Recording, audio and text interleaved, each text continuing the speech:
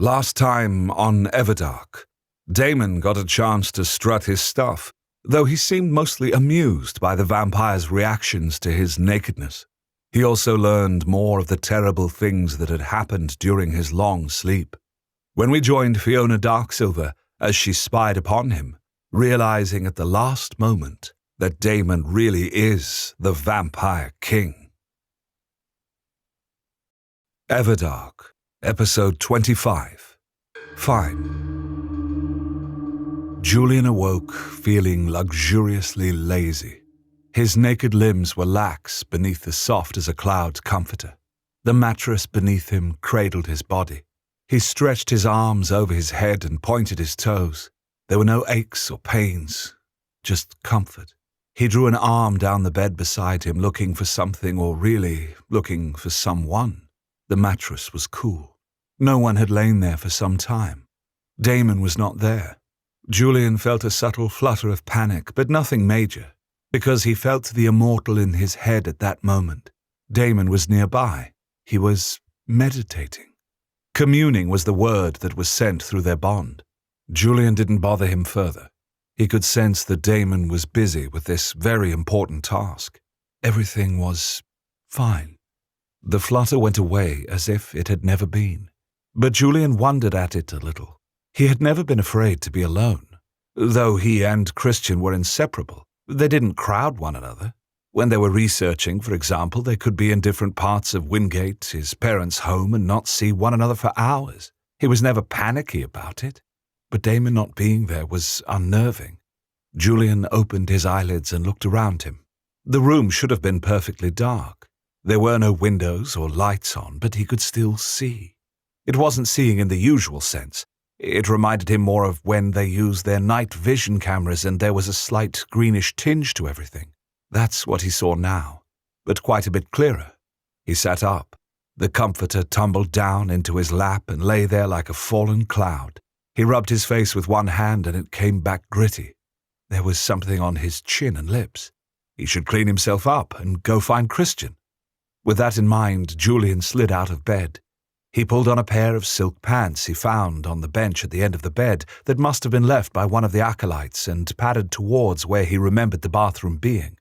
He could actually smell the bath products, citrus and amber and rosemary, wafting out of the open doorway.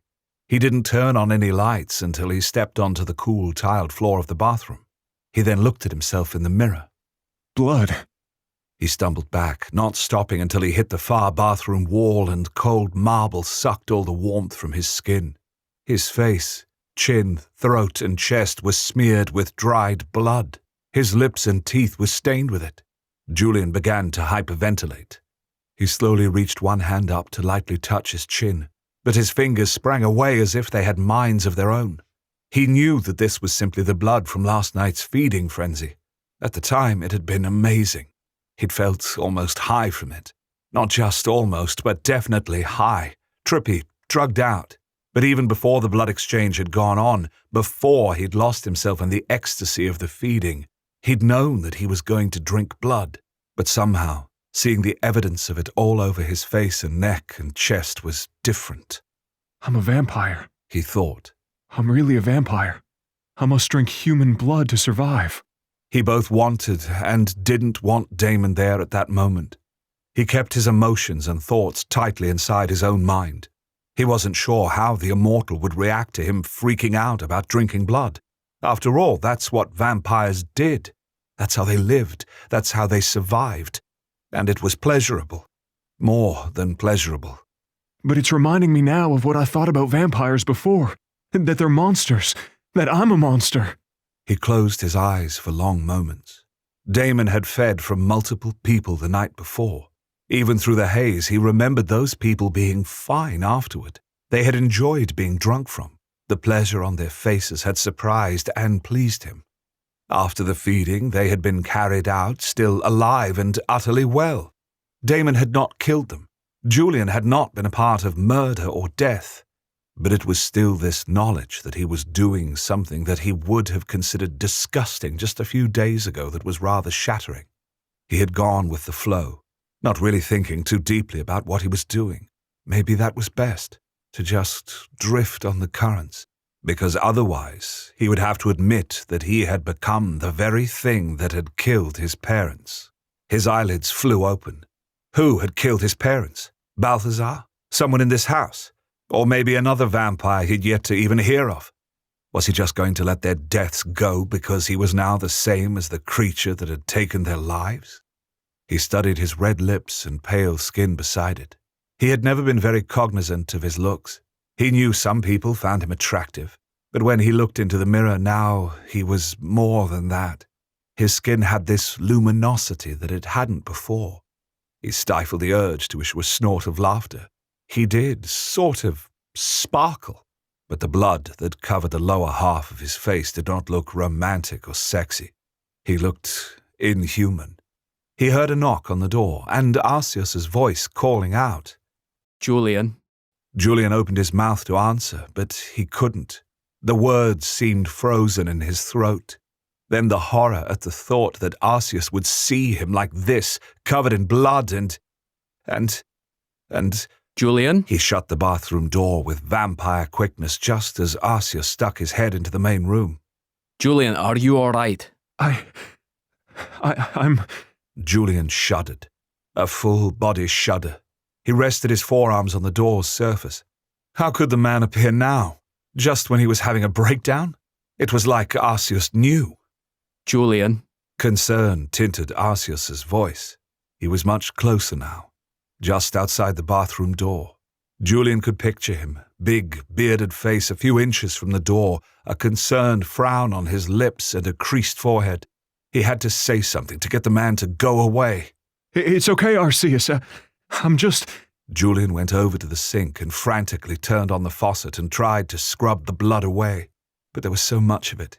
It didn't seem like he was making a dent. Just washing up. "Julian, it's all right." Arceus's voice was so gentle, as if he knew what was happening. He clearly wasn't listening to what Julian was saying, but maybe how he was saying it. Who knew what harmonics a vampire like Arceus could hear in his voice? "Please let me come in. I can help you." Julian stared into his purple, sparkling purple with silver highlights, eyes, and hardly recognized himself. He didn't look human. With the pale skin, violet eyes, and blood-stained mouth, he looked like what he was. Vampire. I'm gonna have to get some contacts. No one is gonna believe these are real. He muffled a hysterical laugh with one hand. It ended up sounding a bit like a sob. "Julian, I'm coming in now." Arceus said firmly. He'd clearly heard the sob. Julian hadn't locked the door. But even if he had, that wouldn't have kept a vampire out, let alone one as powerful as Arceus. So he knew that the man was coming in. He stood, frozen at the sink as Arceus stepped inside. Arceus's gaze met Julian's in the mirror. Julian's eyes were wide, water dripped off his chin, red-tinted water pooled in the sink's bowl. Arceus picked up a towel, wet it under the tap, and started to tenderly clean Julian's face. I'm sorry. Julian breathed. I don't know what's wrong with me. Arceus looked into his eyes. "Don't you?" Julian reached up to his face again, but dropped his hand once more. The blood. I'm a mess. I should shower. He wanted to get under scalding hot water and scrub. "And you will, after we talk a wee bit." Arceus told him. He'd swabbed off Julian's face and his neck was next. There's nothing to talk about. I'm fine, Julian said, but his voice shook a little. He swallowed and firmed his lips. Arceus gave him a quirky smile. "Why am I certain that you say this often? I bet that you've had to be fine for a lot of your life, haven't you?" Julian turned his head, suddenly unable to meet Arceus's gaze any longer. His eyes burned with ridiculous tears and he blinked them away. Normally, I am fine, and I will be fine. There's just been a lot of changes over the last couple of days. I just saw the blood, and it all came flooding in. I don't know. Last night was amazing. I wanted what happened to happen. I don't know why I'm... "Freaking out?" Another smile, tender and understanding. "Because nothing that has happened to you since this all began is normal." Even for a vampire? Julian gave him a jagged grin. "Especially not for a vampire." Arceus looked quite grave as he explained. We prepare people for their second life with a great deal of care. They are tutored in vampire society, laws, customs. They undergo psychological testing and counselling. Julian caught Arceus's wrist lightly, but much too fast for him to actually see. Wait a minute. There are vampire psychiatrists? Of course. Arceus said so matter-of-factly that Julian was shocked into silence. But then he thought of Dr. Stone. The vampires probably chose people for their skills and aptitudes. It made sense to him. These potential fledglings are welcomed into the night after they have come to see the act of feeding as solely beautiful. It was beautiful, Julian murmured, remembering how his and Damon's bodies had just melded together as they'd exchanged blood. It felt like exchanging pieces of their souls. Other than Christian, he'd never felt so close to anyone. He wondered what it would be like to exchange blood with his best friend. His chest clenched at the thought, and he wasn't sure if it was in desire or disgust or a mixture of both. He rubbed his eyes. If Christian saw me like this, he totally wouldn't be surprised. How so? Arceus asked as he continued to clean him, as if it were totally normal for two adult men to bathe one another and have it be nothing sexual.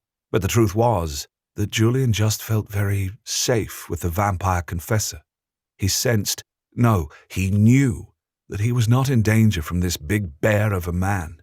I'm always gung-ho about things, ready to try anything once, and for the most part, I don't regret it. Julian gave him a wry smile. But there are other times when I do something that's just a little bit more of a stretch for me. And when I come down from the experience, well, it's not exactly a regret. It's just that I don't feel like myself. He caught sight of his face in the mirror again.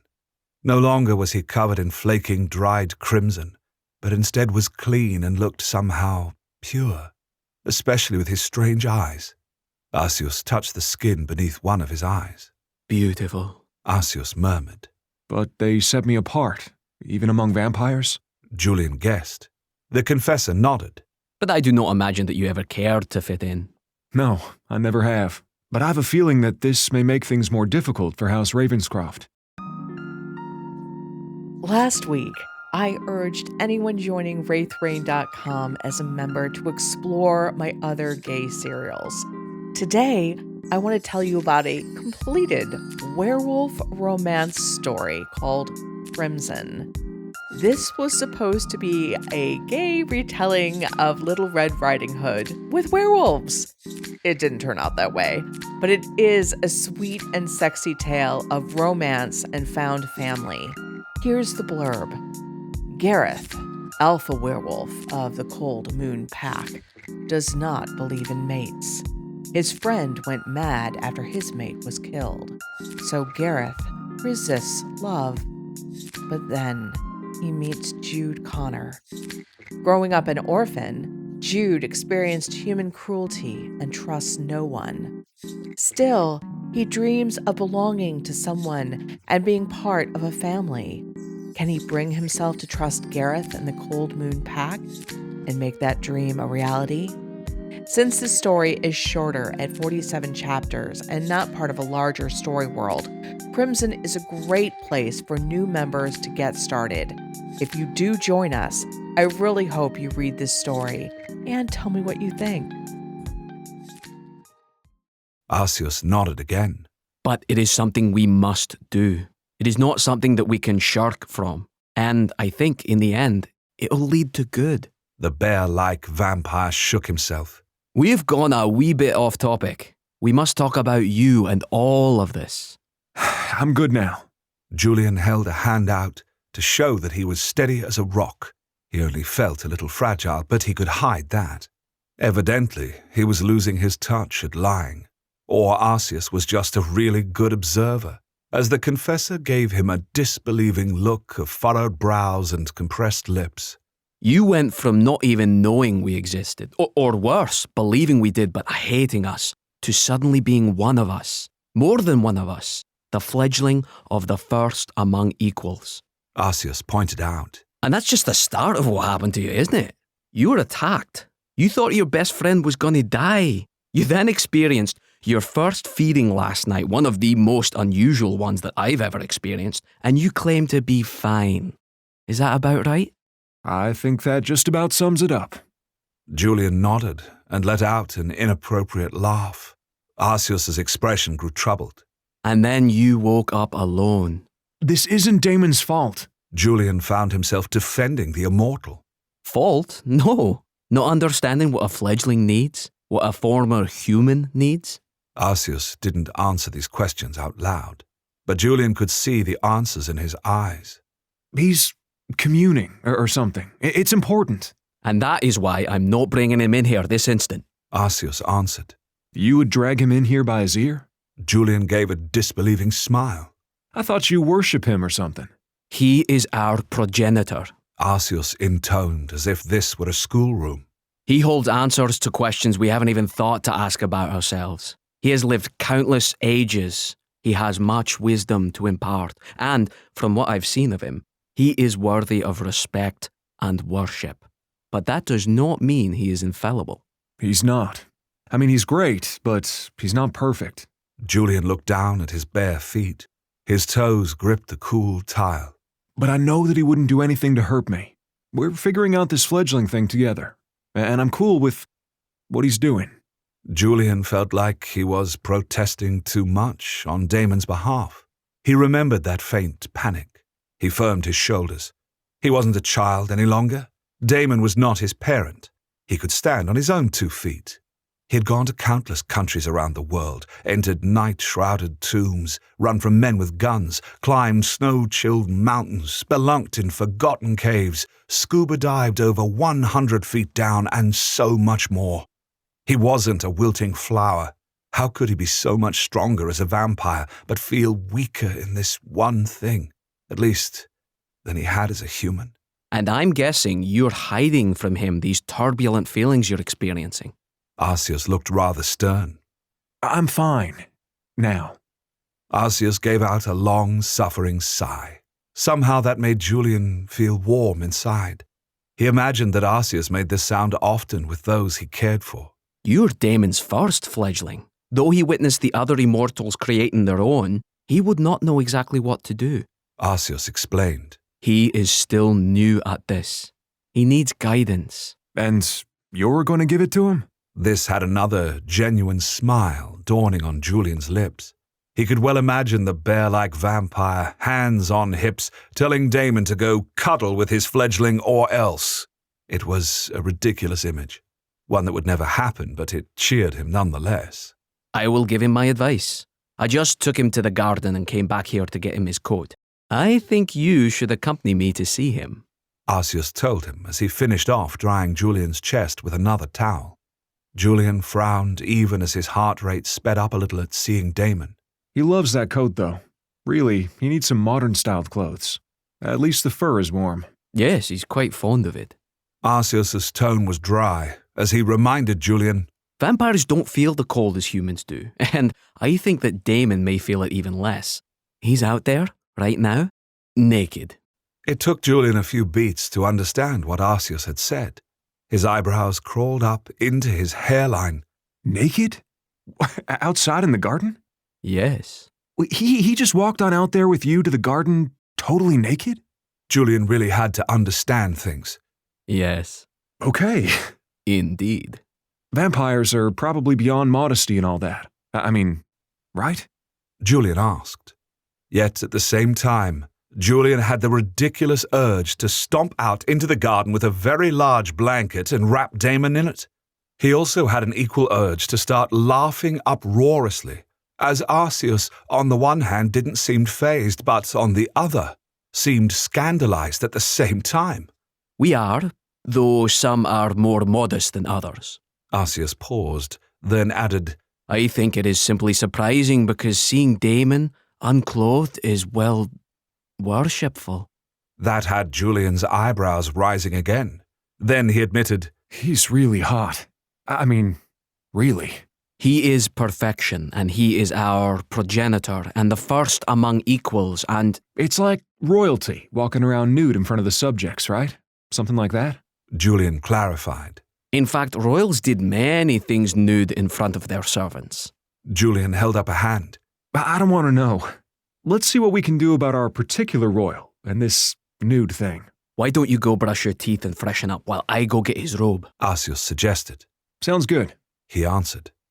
Julian thought of the scalding shower he had wanted to take, but he didn't feel the need for it right at that moment. Maybe he'd take a shower with Damon later. He was really fine now, or well on his way to it. Arceus had turned and was heading out the door when Julian called out to him. Arceus? The confessor turned with a raised eyebrow. What? Thank you. Julian grimaced and rubbed a hand through his hair. Thank you for checking on me and cleaning me up and talking and all of it.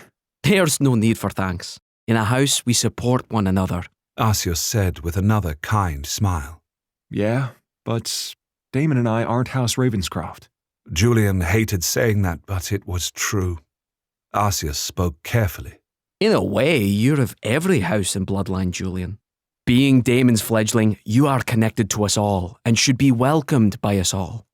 Thanks. He looked down at his scrunched toes again. He wondered if anyone other than Arceus felt this, but at least the confessor did. Being close to Christian's house was utterly important to him. They were now in this literally forever. That means a lot. Arceus nodded and went out. Julian headed back to the vanity. There was a wrapped toothbrush and fresh toothpaste. His mouth was the last place where he could still see the pinkish stains. He opened his lips and looked inside. His fangs came out after a moment. It was so odd to see them elongate. They slid out of his gums easily before retracting again. Okay, that's gonna take a little getting used to, but I can do it. He brushed his teeth and washed his face again. He leaned on the vanity for another moment before leaving the bathroom. He had to appear like he was totally on top of his game. He didn't want to freak out anyone else, especially not Damon or Christian. He didn't want his best friend trying to take care of him when Christian was undoubtedly going through similar experiences, or perhaps even worse. Christian didn't really like change at all. He didn't like things out of his control. Everything that had happened to them recently was a whole lot of change and little in their control. He simply didn't want to burden Christian. He pushed off the vanity and went into the living room where Arceus was waiting for him. Slung over one arm was Damon's luxurious fur coat with the high collar. In his other hand, he had a pair of slip-on shoes and a shirt for Julian. Julian took them from him and put them on swiftly. If they were going to chastise Damon for walking around in the buff, they had to be covered up. After he stuffed his feet into the shoes, the two of them swiftly left the coach house. He felt other vampires in the area, but they seemed to stay away from him. Maybe they thought that Damon's fledgling would also walk around nude, and worried the Vampire King might take exception to them seeing him naked. Julian's mouth quirked into a half-hidden grin. When Arceus opened the door and the cool fall air wrapped around him, Julian realized that he really wasn't bothered by the cold. When he'd been in the derelict parking garage, he hadn't felt it either, but he was so out of sorts then that he hadn't been sure if this would last. Now he knew. Arceus took him to a small, isolated garden where he'd left Damon. Julian's steps went faster as they got nearer the Vampire King. He could feel with every step that his master was near. He swallowed and stepped past some bushes only to come to a screeching halt. Arceus walked straight into him. Julian, what? Oh my. Arceus's voice dropped to an awe-filled whisper. It was Damon, or rather the cage of glowing crimson vines that encircled his naked form. He was sitting cross-legged, hands on knees, palms facing to the heavens, and these vines wrapped around every limb, every finger even. The tips of them were inserted into Damon's flesh. There was a wave of light that started from the roots where the vines came out of the ground that moved into Damon's body. Julian could have sworn he saw that light wave move through Damon's body. It was so alien a sight, but it was also beautiful. Julian wasn't sure how long he and Arceus watched this before speaking. So, this is communing. Julian breathed. I thought he was simply going to pray or meditate. I did not know it would be this. Arceus admitted, and the confessor seemed stunned and awed down to his bones. At that moment, Julian felt Damon's mind reach for him. It was as if Julian too was being enmeshed in those vines of light. His eyelids fluttered shut as this sense of well-being flowed through him. The tension he hadn't known he'd carried washed away. "My fledgling, you were frightened and thought yourself alone." Damon's voice rolled through his mind, filled with regret and tenderness. "Forgive me. I did not think you would wake before I came to get you." It's okay. I'm fine. Julian sent. "Oh, you are such a strong warrior, but I can see your heart. There is no shame in this. I missed you too, and in this strange new place I will need your company," Damon assured him. And there was an accompanying mental caress. Julian let out a shivery sigh. The pleasure of being embraced and caressed like this could not fully be put into words. It made him feel stronger and weaker than ever before because it showed him himself. You have it. I just don't want to burden you or Christian or anyone. Julian admitted. "You are not a burden. You are a joy," Damon said, and Julian swallowed hard. "But before we commune together, you must tell Arceus some news." What is it? Julian was curious. "We are being watched." Damon told him about the 3 vampires he had seen.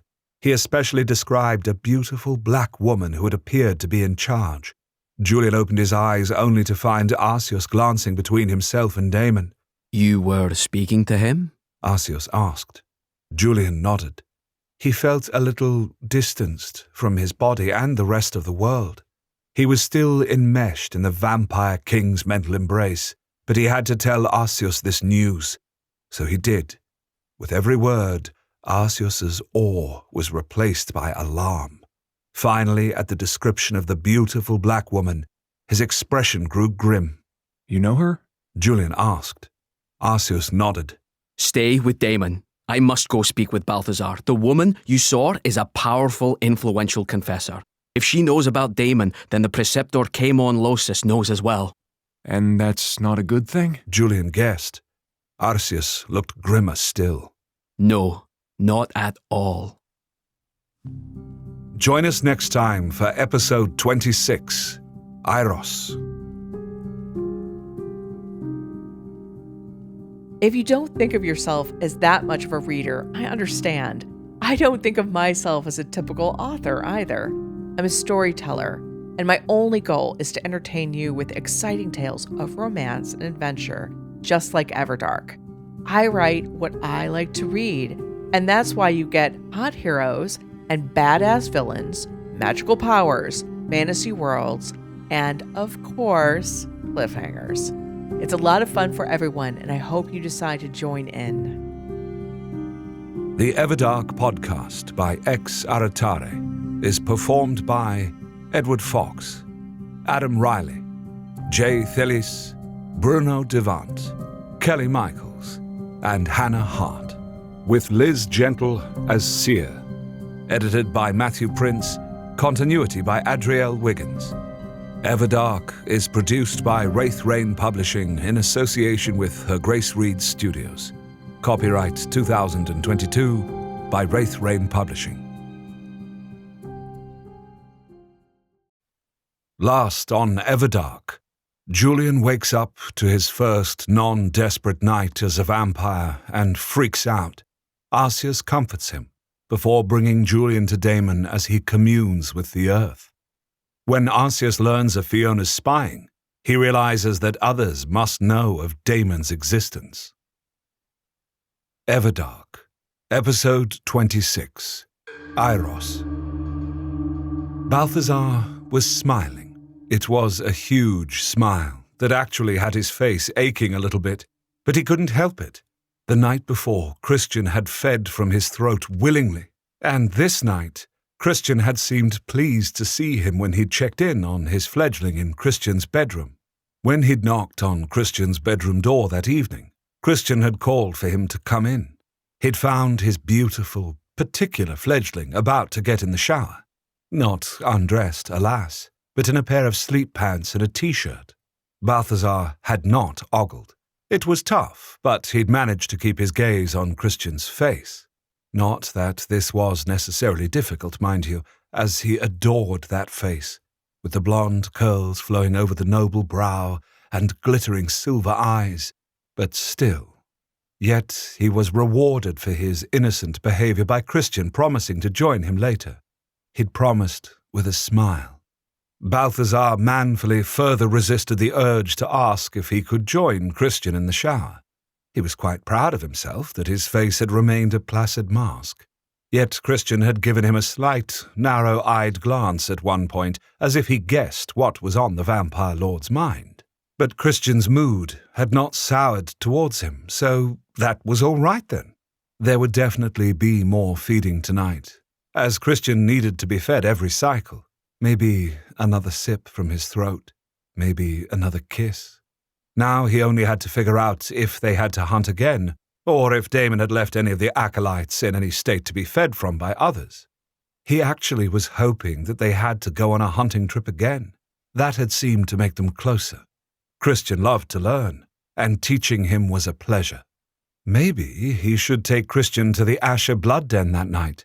House Margolis of the Asher bloodline wanted him to look into the minds of some humans they were thinking of taking on as acolytes. He often did this in order to get favor from the other houses. Being exiled from the Everdark meant that they didn't get their share of the technological or magical goodies any longer. At least, not directly. But since Balthazar had the best success in choosing acolytes that could be trusted and later turned, the other houses would pass some along. His success came in part from the fact that he could simply compel the humans to be trustworthy on a deep, subconscious level.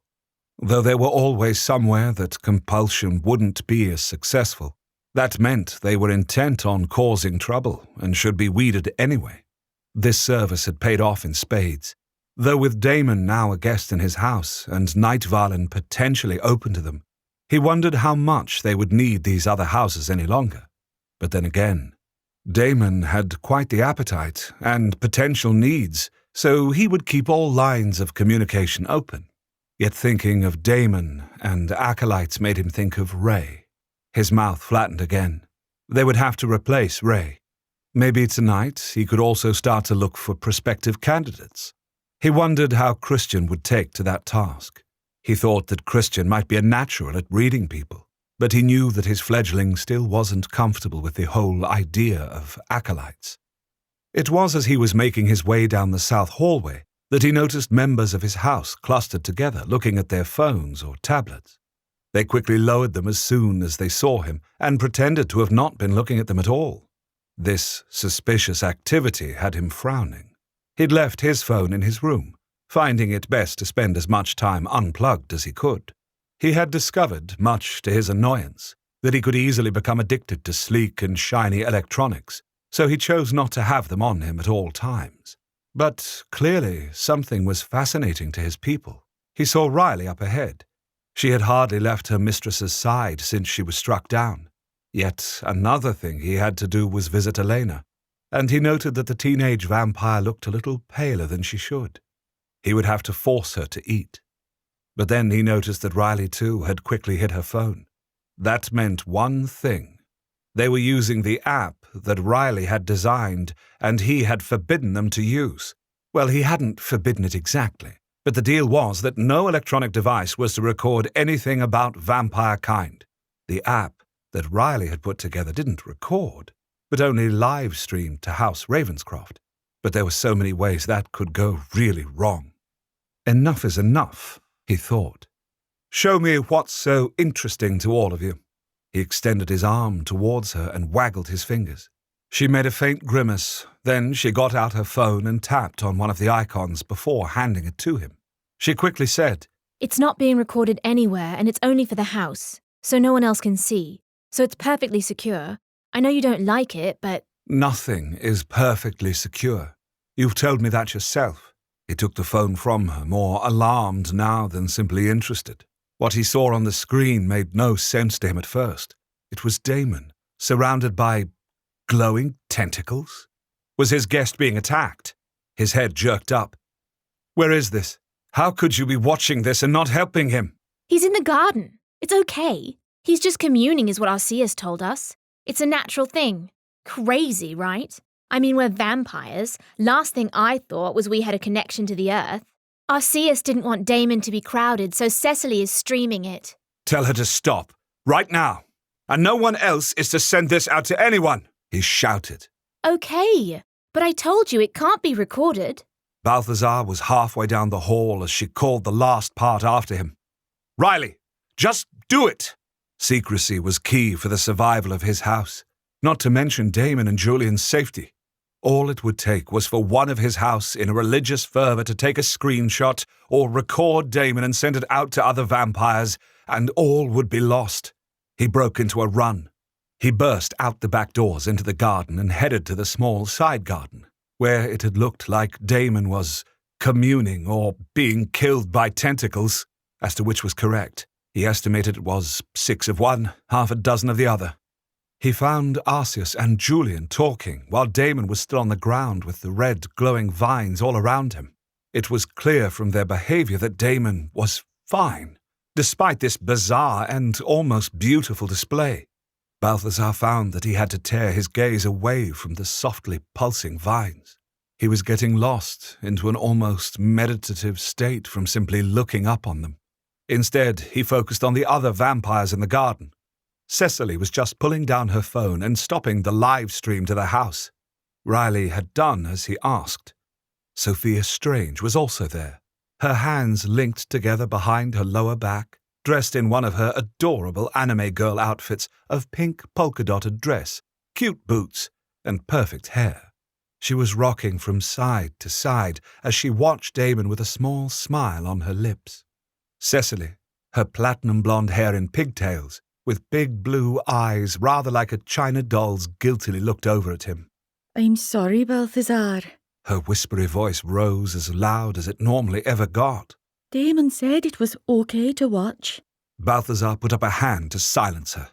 Damon had no idea what streaming or social media or anything like that was. He also seemed to have no clue that he needed to be on the down low. He seemed ready to announce to the whole goddamned world, vampire and human, that he was back to rule them all. Even though vampires didn't get headaches, Balthazar swore he felt one coming on. At that moment, Arceus came over to him, leaving Julian crouched at Damon's side. He watched as the young man brushed his fingers over one of the glowing tentacles that reached up through the earth. It actually unfurled from where it was around Damon's body and curled around Julian's fingers. Julian's face lit up with amazement. Cecily covered her mouth with one hand, going back to watching with rapt attention, her phone forgotten at her side. Balthazar could already feel the rest of his house wanting to be in her position, and watch too. Balthazar, thank goodness you're up, Arceus said, which had Balthazar's head snapping towards him. I see I was missing a show, Balthazar responded rather tartly. The truth was that what he was seeing was amazing to him too, and it just proved how different Damon was from the rest of them. He wasn't just some really old vampire, he was an immortal. He was likely the immortal. Arceus looked over at Damon, and this ridiculously happy expression, almost beatific, spread across his bearded features. Yes, this is most certainly something not to be missed. And that's why you gave permission to Cecily to use the forbidden app? Balthazar raised one eyebrow. Normally the eyebrow raise had people in his house cowering, but not Arceus. Arceus didn't even notice, but said absently, I thought it was an important enough occasion for a little loosening of the rules. Balthazar fought the urge to grab the confessor by the front of his priestly robes. Arceus, this display is going to cause the more religiously minded of our group to... To believe? Arceus focused on him again. To tell. What they're seeing, what they think they are seeing is proof of all the Order has said about the Vampire King. They'll want to share the good news. The only way to keep those two safe is to keep them secret, Balthazar hissed. Arceus's bearded face went very serious, and he lowered his eyes from Balthazar, which had him wondering what else he had missed while mooning over Christian. What? Just Tell me and get it over with.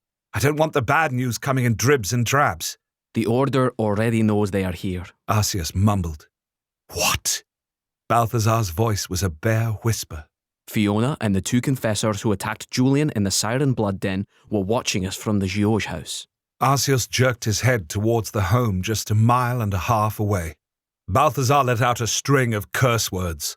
I knew I should have bought that place, but we didn't have the money to expand, and there was no reason to believe. This is not your fault. There was no way of knowing any of this would have happened. And besides, Fiona would have found a way to spy on us. Arceus interrupted him gravely. I trained her myself. She was a prodigy, like you. There was a faint smile aimed at him under that beard. But I won you in the end, and she's never forgiven me for that, Balthazar found himself saying. You did not win me. I went with you because this was where I was needed most. Arceus reminded him.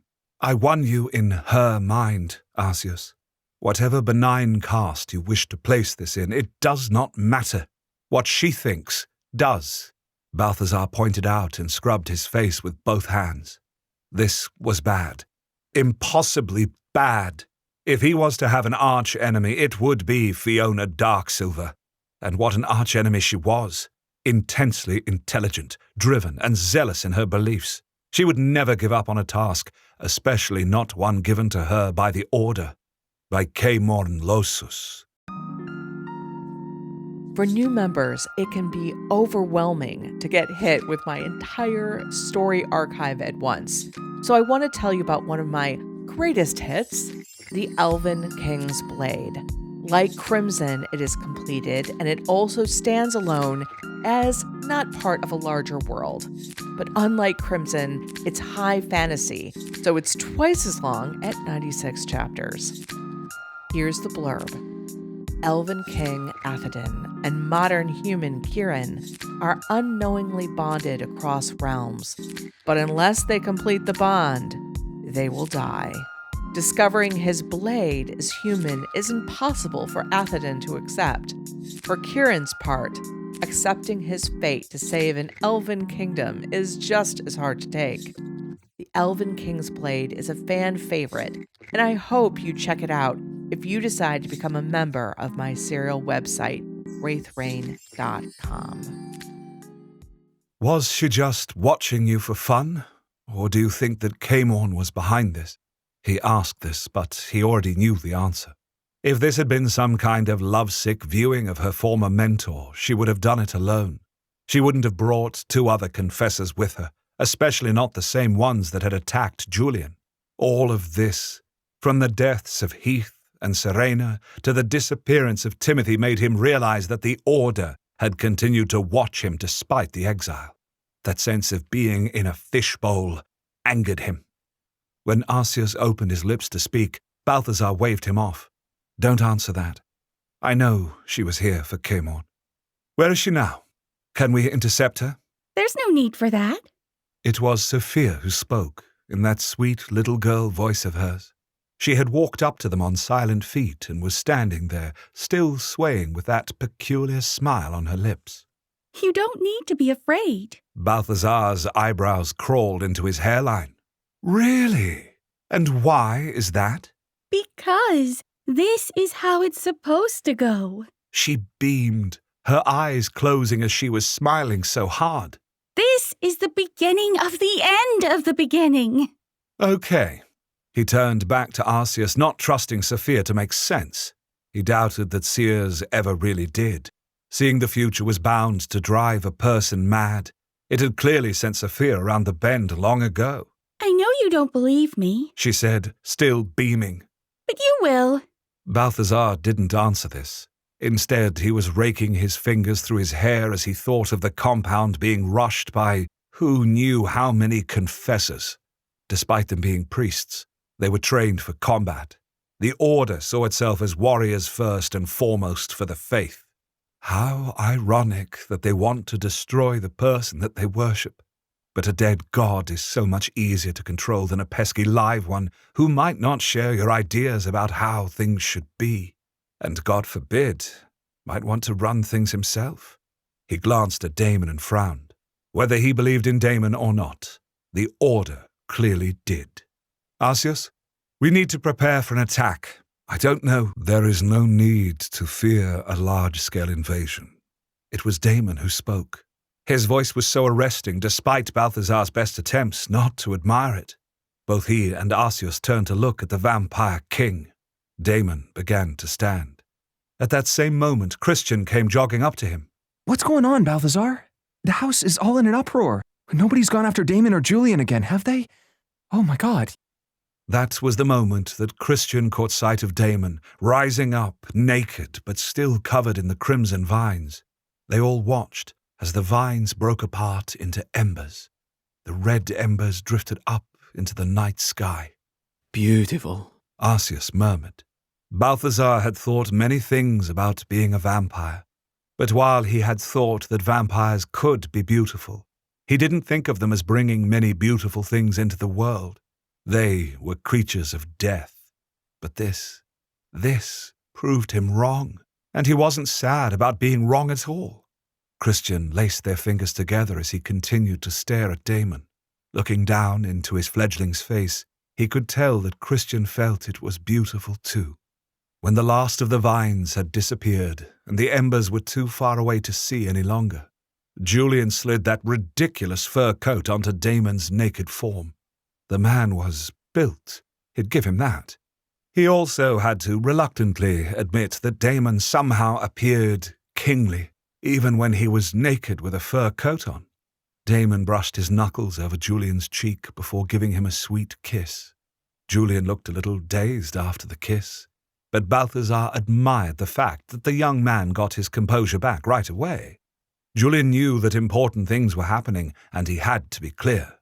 Of course he would be like this. Christian is his best friend, after all.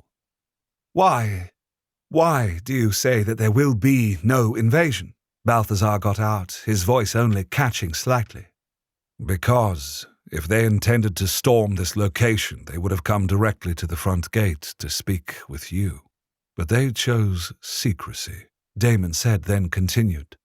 And from what Arceus tells me, the Order has made me into a hero to vampires. Worshipping me is where they gain their power over the others, do they not? Balthazar glanced up at Arceus, who was still staring at Damon as if he couldn't quite believe all of this was real, as if a dream had come true. Balthazar sighed and squeezed the top of his nose. Yeah, that would be the short of it, he agreed. So they will not want many to know I am actually here, let alone that they wish to attack me in order to keep their own power base, Damon said logically. No, I suppose they wouldn't. They will want to keep this as secret as possible. They will send people, their best people, but it will not be a strike force of any proportions. Damon went on. They won't. It was Sophia who spoke in her clean, high voice. The real battle will be in Solace. You will take the war to Kaymorn. I believe that may be where my mistress is. You think Seer is in Solace? Damon asked her, one eyebrow rising. It's the only place I haven't been able to get into, she answered without prevarication. So that's why you go from house to house, Balthazar muttered. Yes, of course. I am not one for change. As I told you, I am very happy to have found my forever home with you. She took his and Christian's bound hands and squeezed them with her own.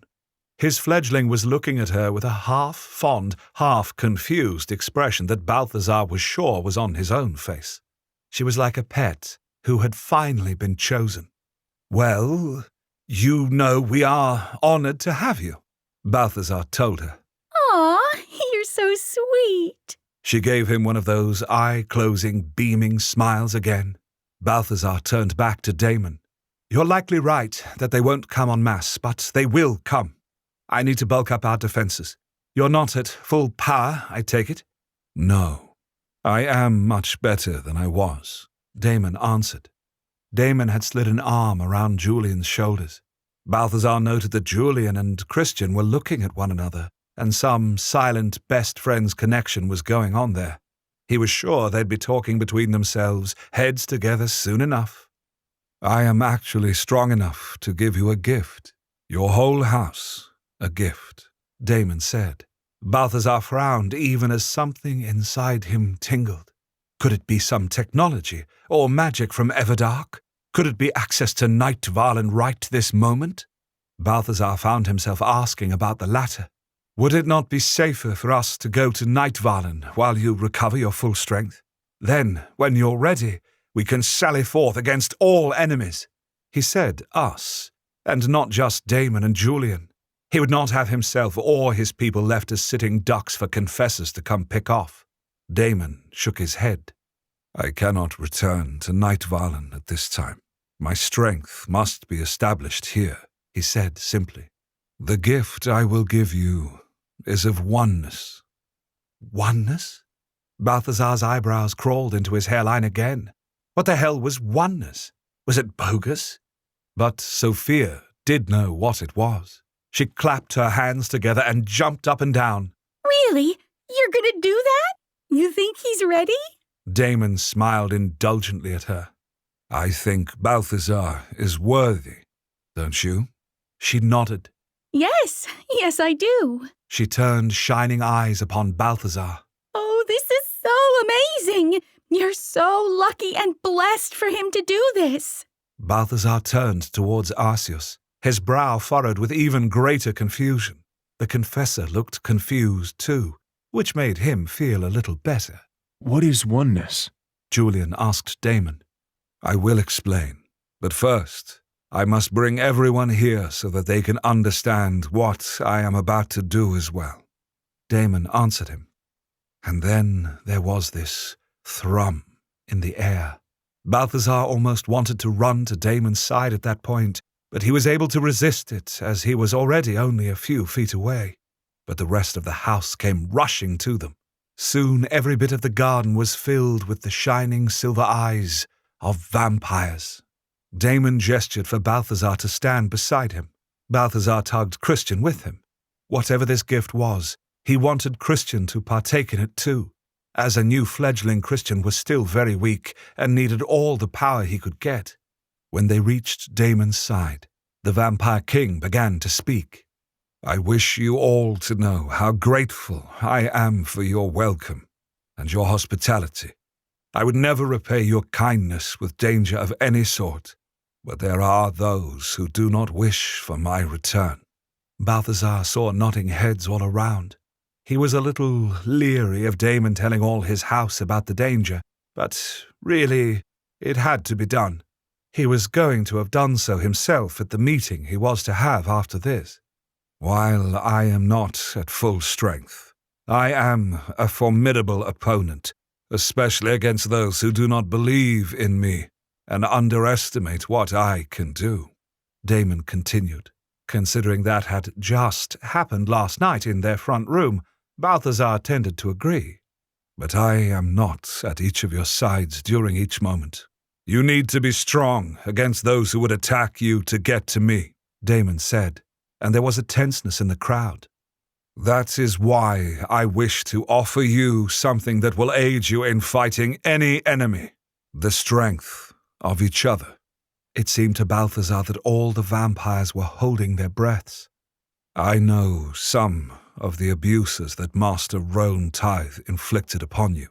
I know how brave and strong that Balthazar had to be to free you from the yoke of his oppression. And I know how loyal you are to Balthazar for this great act, Damon intoned. Balthazar shifted uncomfortably. He never liked to think of Roan, and he tended to like even less thinking of what he'd had to do. It didn't seem brave to him. Just necessary. He was fighting for his own life. This house exists because of that bravery, strength, and loyalty. I think you should have an additional reward. Damon made a gesture with his right hand, and abruptly those same glowing vines that had encased him erupted from the earth in front of each of them, including Balthazar, Christian, Arceus, and Sophia, but excluding Damon and Julian. The vines remained quiescent, though Balthazar felt their readiness to do something. By allowing these vines to sink into your flesh, you will be sealing your house, not just with your loyalty, but with your blood. Each of you will have the strength of each other in battle. No longer will you be alone, Damon explained. I know how vampires hoard their power, and this will not take away from you. It will only add. It will make it so that House Ravenscroft will have the strength of oneness, like the great houses in the past did. Damon seemed to meet every one of their gazes. Whatever he saw there, he approved of.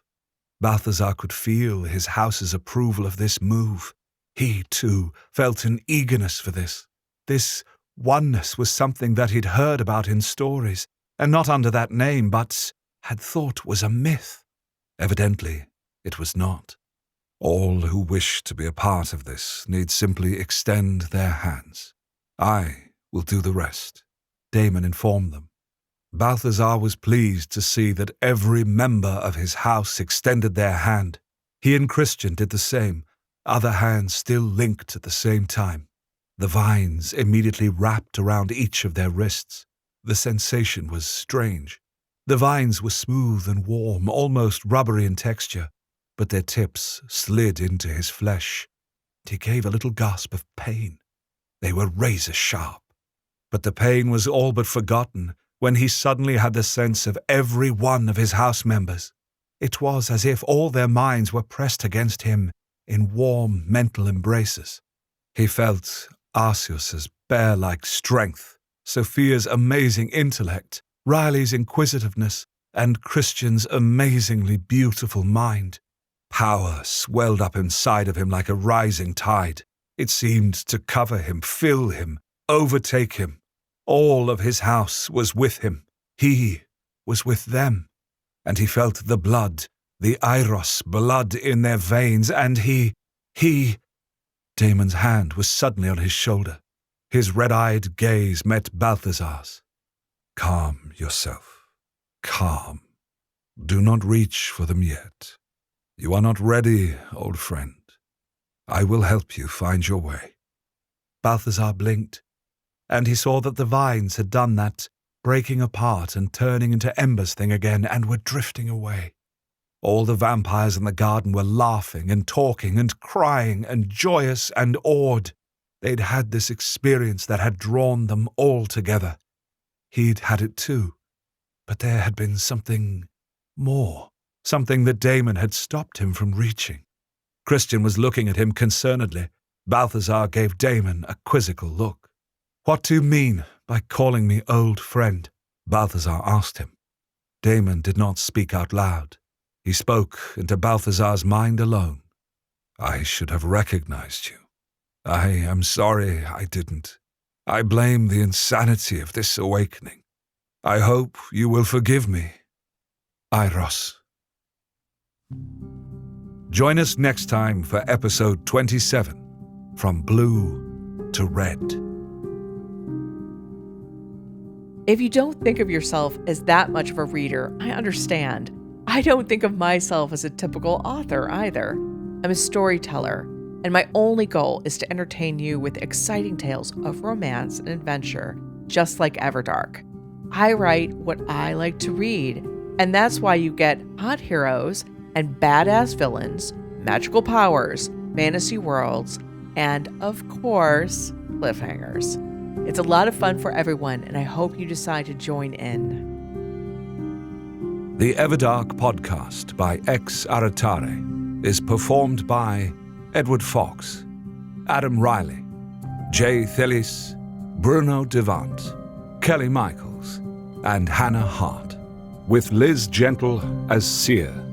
Edited by Matthew Prince, continuity by Adrielle Wiggins. Everdark is produced by Wraith Rain Publishing in association with Her Grace Reed Studios. Copyright 2022 by Wraith Rain Publishing. Last on Everdark. Realizing that the Order knows of Damon's awakening, it becomes clear that House Ravenscroft will be in danger. Damon offered the house the gift of oneness, granting each vampire the strength of their combined spirit rather than simply their individual strength to draw upon.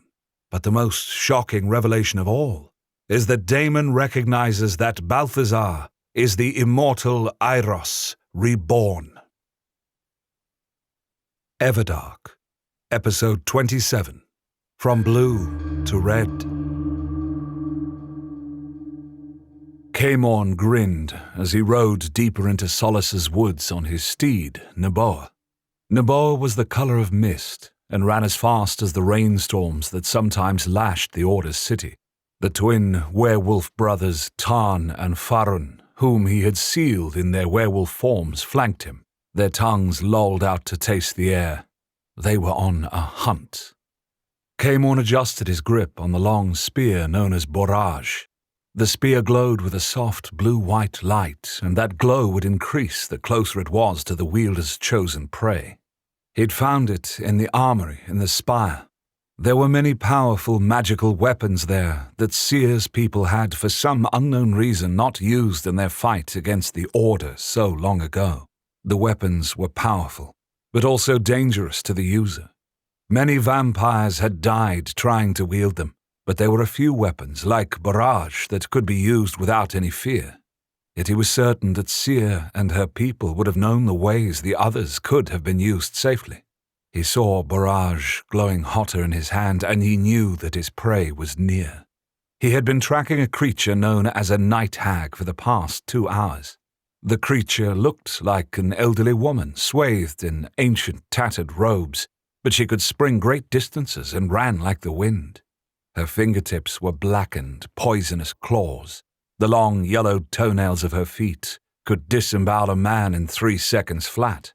The hag's favorite prey were the humans that were brought into Solace as the Order's food source. Young girls were a seeming delicacy for the desiccated creatures. Many loathed leaving the Everdark for Earth any longer. Caemorn was among those, preferring the peace and eternal darkness of Solace to the smelly, dirty, noisy world of the humans. So their food was brought to them.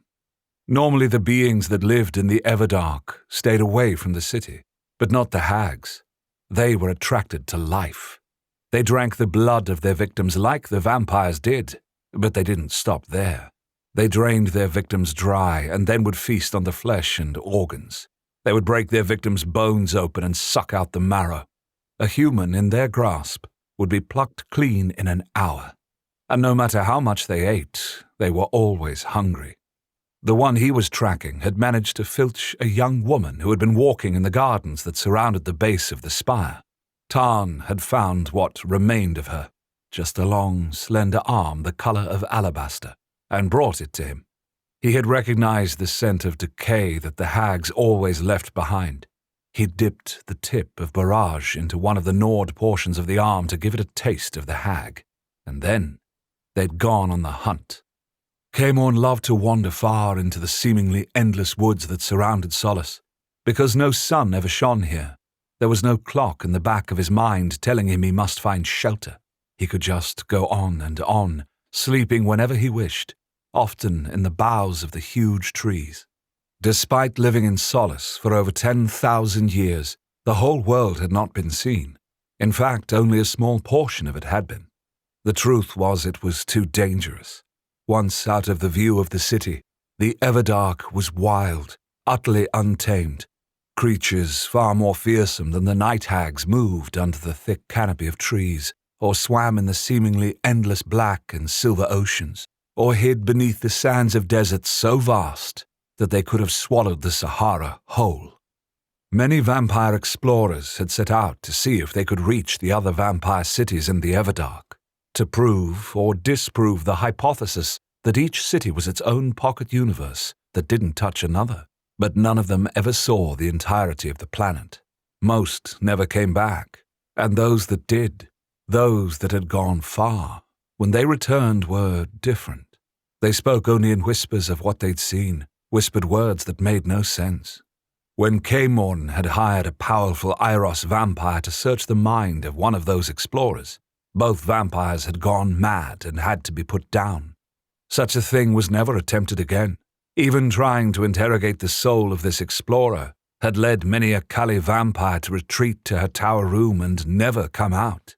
Most of these explorer vampires would just leave the confines of the city and disappear into the woods, never to be seen or heard of again. Whether they went back to whatever terrible wonder they had found out there that had taken their minds, or whether they simply experienced their second deaths, no one knew. But while these stories frightened most vampires into staying close to the cities, or even retreating to Earth, for Caemorn the unknown vastness called to him. He sometimes thought he should have been one of those explorers. He would not have been taken by whatever the others had found that had driven them mad. A Cali vampire must look into the mouth of madness, the eyes of death, and not look away. They must survive such an encounter not once, but countless times. Only those strong enough to do this survived. But his master, Artemis Alucius, had determined from the moment he was made that he was for the Order. He would be the one Cali to become so trusted and revered that he would bring all their bloodline up in esteem. And he had done it. But the esteem that his master craved didn't exactly become theirs. No matter what the Cali vampires did, they were distrusted because they dabbled in death, and vampires feared death far more than mortals did. So the Callies were considered tainted in some way. Even now, Caemorn knew that there were many out there who would have preferred a new preceptor. In fact, would have preferred the exiled Arceus Cain. His grin turned to a grimace. He would never give up his role as preceptor. They would have to take it from him, and few were powerful enough to even try. But that also meant he could not give in to the call of the vastness, could not become the great explorer of vampire kind. No, he would remain chained to Solace's spire. Caemorn adjusted in the fine, tooled saddle. His crimson and black silk cloak billowed out behind him like a pair of wings as Naboa cantered through the woods. His armor, black as well, with red etchings of skulls and vines on the front and back, sat comfortably on his muscular frame. This armor, too, was found in the armory. When not worn, it was a 5-inch by 5-inch metallic disc. If one slapped the disc against one's chest, the armor grew from it and completely engulfed the vampire's form, no matter what the vampire's dimensions. The armor was impervious to gunfire and blades. Only other magical weapons appeared capable of harming it, at least so far as they knew. Again, it seemed strange to him that neither Seer nor her people had used such amazing pieces to defend themselves. Perhaps they could foresee it was pointless, that no matter what they did, they would lose. So why bother trying? He could not imagine simply giving up. He would fight to the last breath of his second life. But if one could see their own death, over and over again, would one still be able to fight? Or would it be as if one had already died? Death, for a Cali, both held no fear and was terrifying at the same time. They knew what the spirit could be used for. He used the power of souls to fuel his magic, to do his will. There was nothing more terrifying than the thought of a Cali's own soul used in such a manner. He knew that there would be an eternity of pain and torment ahead of him if that was the case. So that was where the fear lay. But the Cali knew that the soul did go on, and some actually glimpsed the next world. So that was why they did not fear their second deaths. Maybe the Seer vampires saw that place too. He had never asked Seer this. In truth, he loathed being in her presence. He always had this feeling that she was mocking him, though she had never been anything but respectful. He feared that she simply reflected back his own uncertainties about himself. Just as he wore this armor, he wore his master's desires for him just the same. Only Artemis, outside of Fiona, knew about Nightvarlen being discovered. That was part of the reason he was out of the spire and hunting. "You've sent Confessor Darksilver to investigate. Are you sure that's wise?" Artemis had asked him through the glass.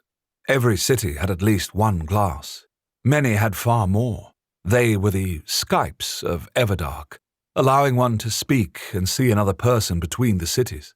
They looked like mirrors, except they did not reflect anything, but instead showed boiling clouds of grey smoke until it connected to another glass.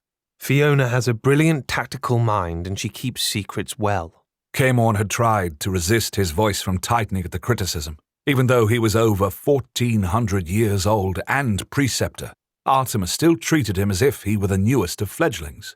Perhaps, compared to the 5,000-year-old Kali vampire, he was. If you're curious about how the ongoing stories work on my serial site, wraithrain.com, here it is. I am always writing 3 or 4 stories at the same time. I write between 12 and 15 chapters worth of updates to these stories every single month. That's at least 40,000 words, and oftentimes it's more.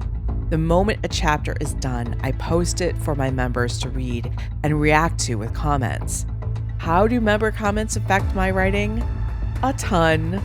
I look over the comments for the latest chapter before starting to write the next one. It gives me a good jumping off point. They tell me what's working, what's confusing, and what members want more of. Artemis looked nothing like his age. He had been turned at nearly the first bloom of youth, at only 15. He had curly blonde hair that fell across a pale, unlined brow, and large silver eyes that seemed to fill his heart-shaped face. He was fine-boned and slender like a reed. He often wore a simple white tunic with a gold belt and a wreath of green leaves atop his head, rather like a young Cupid. That was the outfit he had on now as he lounged on a sofa of fine blue silk. Everything about Artemis gave the impression of softness and innocence, but he was neither soft nor innocent. Though turned before he reached full manhood, Artemis had founded his own house only a few hundred years into his life. In the Kali bloodline, there were only 24 houses, as few fledglings survived the brutal training. It was unheard of for such a young vampire to do as Artemis had. But Artemis had defied all the odds and carved a place for himself in the Kali Empire. He ruled the city of Lasting, though there were many older vampires that wanted that spot. But Artemis kept them at bay with seeming ease. Fiona Darksilver is still devastated at the loss of her mentor, Arceus Kane, Artemis said testily. He pointed at Kamor's chest. You know this. That's why you sent her to spy on House Ravenscroft. You make it sound as if I intended to test her and not discover what he and Balthazar know. He answered coolly. Didn't you? Artemis tugged on a blonde curl. I understand that Arceus is your particular bugbear, Kamor. He is everything you are not, including beloved of the people. Kamor dug his fingernails into his palms, but did not allow the sharp pain he felt to be reflected on his face. I sent her because she is intelligent and knows Arceus well. Whatever affection she has towards him, he surely has more towards her. He will reveal to her— I highly doubt he will reveal anything. Those large silver eyes pinned him in place. Arceus may appear to be a friendly bear, but he is still a bear. He will eat you if you get too close. I do not know why people automatically associate friendliness with safety. Those who we perceive as friendly get to approach while others do not. Easier to strike from a closer position. Kamor felt filleted under his master's dissection of his actions, but he continued to remain calm as he explained, No vessel is perfect. Fiona is loyal to the Order.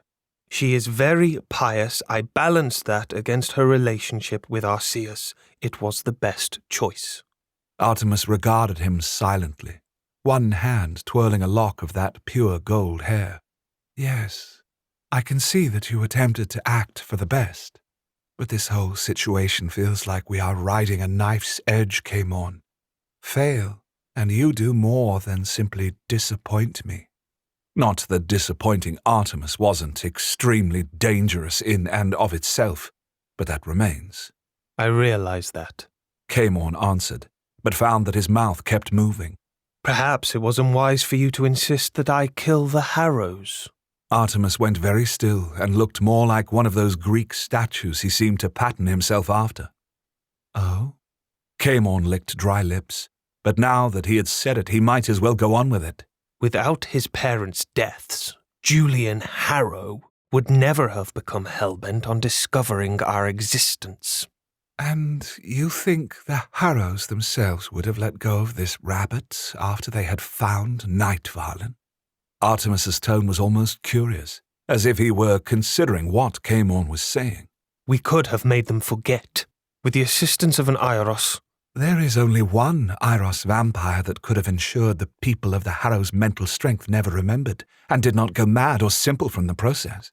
And as I recall, you were not willing to ask for his help, Artemis reminded him, the curious tone becoming cutting in an instant. Balthazar. It always comes back to him and his blasted exiled house.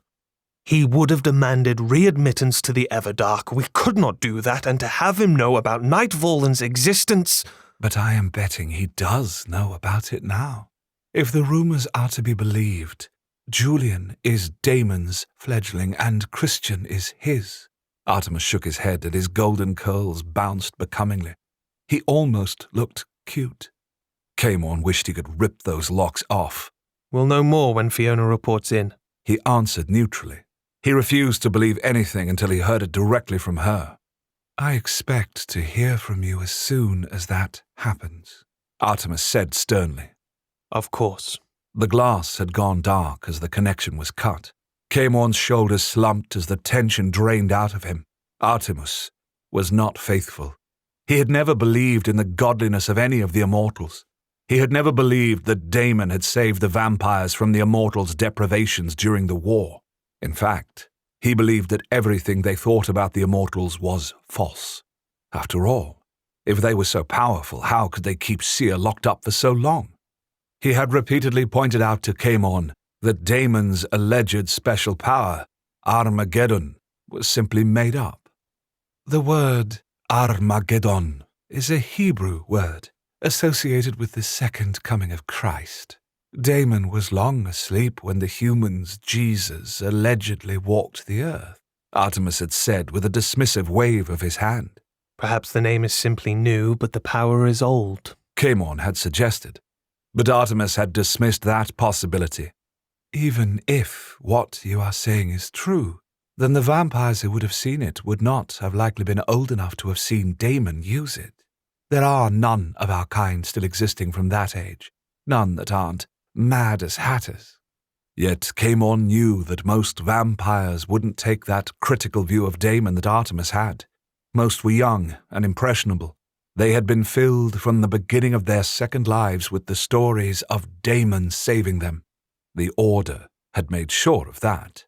Yet an actual Damon, one that wasn't controlled by the Order itself, could destroy everything they had built. And who knew what he would be like? Those who had lived through the war said nothing good about the immortals, and Damon had led them before he went to sleep.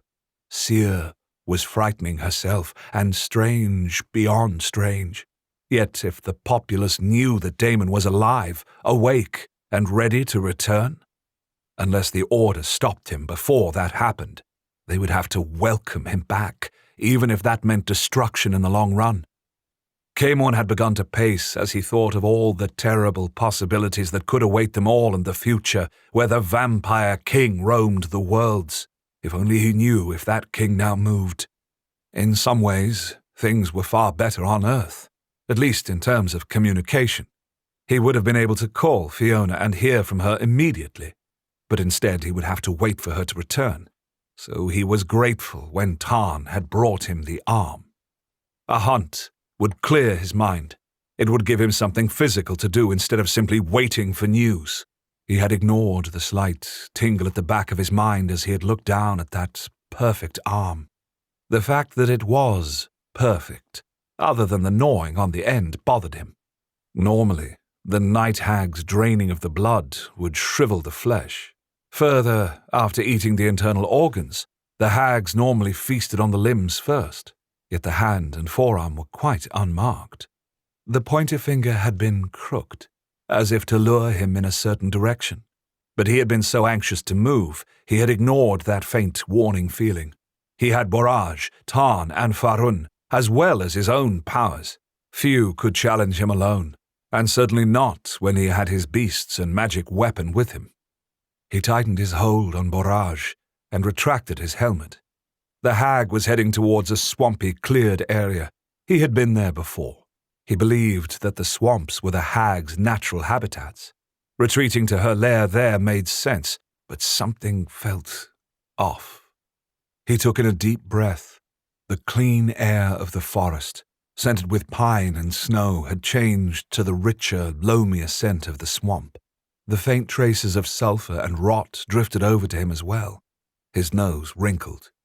The swamp, though it could be alluring with the many drifting balls of blue fire that rose from the bubbling surface, wasn't his favorite place. Farun drew in a breath too and sneezed. The werewolf rubbed his nose in disgust. He didn't like the scent either. Caemorn slowed Naboa to a walk as they approached the thinning tree line that marked the beginning of the swamp. He could already see the glowing orbs of blue fire rising from the swamp's murky surface, and right at the edge of those black waters stood a single night hag. It was the one that he had been trailing. She nibbled on the woman's other hand. Tarn let out a curious grunt, and Caemorn glanced down at him. The furry face showed confusion. The hag should be running, but she stood there as if waiting for them. Convinced this was a trap, but feeling the undeniable urge to continue on, Caemorn slid off of Noboa's back and urged the horse to stay where she was. He and the werewolves strode towards the hag. The wet earth sucked at his boots, wanting to pull him down into its sticky embrace. The werewolves' fur up to their ankles was soon heavy with the stinking black mud. Caemorn's mood dampened with every sucking step. Finally, he stood a few feet from her. Borage glowed almost blindingly. You seek death? He asked her. The hags could speak English, amazingly enough. They had likely heard the vampires speaking it and seemed to have a rudimentary understanding of the language. The fact that they might be intelligent, though, did not stop him from killing them with ease. The hag took another bite from the woman's arm in response, chewing almost thoughtfully. Caemorn gritted his teeth. His fangs extended with his anger. The bitch had made him walk through mud. The werewolves would have to be thoroughly bathed, and they hated the water. She'd taken one of his humans. He was not amused. Did she dare defy him as everyone else seemed to be doing lately? You shall have it then, he said, and thrust Borage into her chest. She let out a guttural sound and finally dropped the hand she was still nibbling on. But then she grasped hold of Borage and pulled herself up its length until she was nearly face to face with him. Her eyes, which had been pitch black, suddenly started to glow red. He flinched back before forcing himself to draw nearer. She croaked out, her breath foul with rot, the following words. The king! The king! The king has returned! Unnerved, more than afraid, Caemorn hissed. Well, he won't be saving you. With a yell of rage, Caemorn tore off the hag's head. His yell echoed throughout the swamp, and the whir of the night insects went silent at it. The blue orbs of fire did not even rise from the swamp's depths for a long moment. Farun, who had been sniffing the hag's corpse, considering eating it, suddenly stilled. His shaggy head jerked up, as did his brothers. They were staring out into the swamp that was suddenly lit up by the orbs once more, except they were not blue anymore. They were red. Join us next time for episode 28, Denial.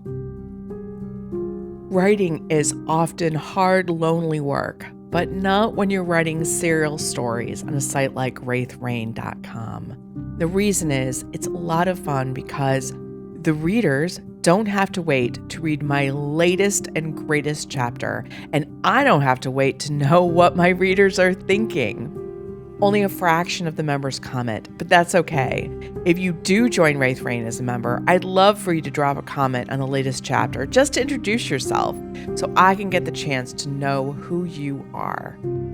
The Everdark podcast by X Aratare is performed by Edward Fox, Adam Riley, Jay Thillis, Bruno Devant, Kelly Michaels, and Hannah Hart, with Liz Gentle as Seer.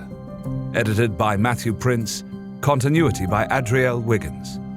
Everdark is produced by Wraith Rain Publishing in association with Her Grace Reed Studios.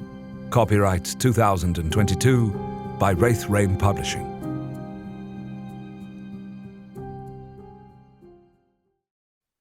Last on Everdark, we see who Caemorn reports to. Artemis Elusius is a beautiful child vampire, like Saphir in terms of age, but not in terms of temperament. But if hearing his master's displeasure as to his plans was not enough, Caemorn went on a hunt into the wilds of the Everdark to avoid thoughts of Daemon. But even there, he cannot escape the Vampire King's return. Everdark, Episode 28, Denial. No! Balthazar made a swiping motion through the air. No! No! No, no, no, I am not that person. Daemon lifted an eyebrow. The vampire lord was upset at the revelation that he was Eiros. He searched Balthazar's mind, and it became immediately clear why that was. Daemon was amused, because it was such an Eiros thing to think. It goes against your view of yourself as the rebel, I take it. Not an outsider, but the ultimate insider, Daemon asked. Balthazar glanced around almost furtively, which amused Daemon more. All of House Ravenscroft was on a high from the oneness, and didn't notice their leader's surreptitious actions, except for Christian and Julian. Those two were always hyper-aware of him and Balthazar, because they were their masters. Both fledglings crowded in nearer to hear, all wide-eyed and open-eared. Balthazar leaned towards Daemon and hissed, "You do realize that immortals are about as popular as the plague, right?" Daemon spread his hands towards the chattering vampires. "They do not think this," Balthazar continued in a low voice. "That's only because you're you. Don't you know the stories? Hasn't Arceus told you our history? King Daemon is a hero. The rest of the immortals? Not so much." What am I supposed to have told our king? Arceus's eyes were bright with the oneness. He clapped a companionable hand on Balthazar's shoulder as he joined their smaller circle. What's going on? Haven't you told him about how the other precious immortals are considered oppressors and enemies because of the war? Balthazar demanded. That vampires celebrate their deaths? That everything vampires stand for is in opposition to them? Arceus looked thoughtful. The stories are simplistic, Balthazar. I can tell our king what is in the text, but as we all know, the victors write the books. A true historic record, well, those are suppressed by the Order. The more I hear about this order, the more I don't like it. Julian crossed his arms over his chest. Don't judge us by Caemorn and the ignorant. Or try not to. Arceus scrubbed a hand over the back of his neck. Religious orders are known for dumbing things down. The simpler the tale, the easier it is to transmit and remember. And in the past, not knowing how to read was common, though that's likely not as true of vampires as the general population. Christian said with crisp precision. I'm sure that nothing in this order's history is likely accurate. It's not so bad as all that. Arceus, though, looked disturbed. Daemon sensed it was because he was now real to the Confessor, and that changed things. We were right about King Daemon, but as to the others... So now you're saying that you don't believe in the very premise of the Order? A sort of desperate anger was in Balthazar's eyes. You don't believe that the immortals deserve to die? I believe that there is greatness in those that came before us, but weakness too. Arceus said thoughtfully. But I have never espoused the position that all immortals were our enemies. Seer, for instance, tried to be neutral. And fat lot of good that did her and her fledglings. Her city in Everdark is overrun by the Order, and her people cast aside to wander alone. Balthazar snapped. His gaze flickered to Daemon, and then back to Arceus as he asked the Confessor, "What about Eiros? What does the Order say about him?" Arceus's forehead furrowed. What is this all about, Balthazar? You know the story as well as I do. Roan told it often enough of how he was one of the ones to overthrow Eiros's yoke of oppression. What was the story exactly? How did Eiros die? I assumed he died, didn't he? Christian asked. Balthazar's hands were on his hips, and he said tightly, "Eiros attempted to stop the war by trying to take over everyone's minds and control them all. He would make them want peace. It is said that he did so in order to calm things down. He wanted to stop the killing and re-establish order. Arceus said almost gently. You make it seem like he wanted to simply control everyone for his own gain. Of course he did! Balthazar pressed his lips together as he noticed people turning their heads to see why his voice was raised. Keeping his voice low, he added, Maybe there was some good intent behind it, but come on, think about it. He wanted to be king. Balthazar's gaze flickered up to Damon again, and he said almost bitterly, But he wasn't king. He wasn't anywhere near strong enough to succeed. And by trying to control everything, he stretched himself too thin, exhausted himself. And then all of them came after him. They ripped him apart. Roan bragged that he had a piece of Iros's skin. Remember? He'd stitched that thing into one of his cloaks. I burned that goddamn thing, but I still remember his caressing it. Both Julian and Christian looked horrified at what had happened to Iros. Damon's mood darkened as well. Iros had been one of the closest of the immortals to him. To think that he had been ripped apart by the vampires, their children, was unthinkable. But he put that aside, as his disbelief would not help Balthazar accept who he truly was. His whole view of Iros was skewed. If you fear that Iros was simply an opportunist, Balthazar, let me put your mind at ease, Damon told them. He cast his mind back to his friend with the wild, hedonistic personality. Iros was quite idealistic in a way. He had confidence, some would call it arrogance at times, in his ability to persuade, and I could very well see him trying to do as you suggest, to take control, to pull people back to reason, but he wouldn't have done it to be king. He never wanted that kind of power. Oh, he wanted to be in the throne's reflected light, but that was all. Balthazar listened intently to him. Some tension seemed to bleed out of him, but not altogether. Iros was still ripped apart. The vampires must have had a reason to do what they did. Have you ever been in a war, Balthazar? Damon asked carefully. Because I assure you that logic and reason often play no part in it, at least not on the battlefield. So you're saying that Iros is not a complete rat bastard? Balthazar's voice was brittle, but hopeful. Arceus cast a strange look at Balthazar, clearly not understanding what was going on with his reactions. But then he turned towards Damon. That is good to know, King Damon. Though we take pride in our mind control abilities, we are often seen as scum, Balthazar interjected. We're thought of as untrustworthy in vampire society.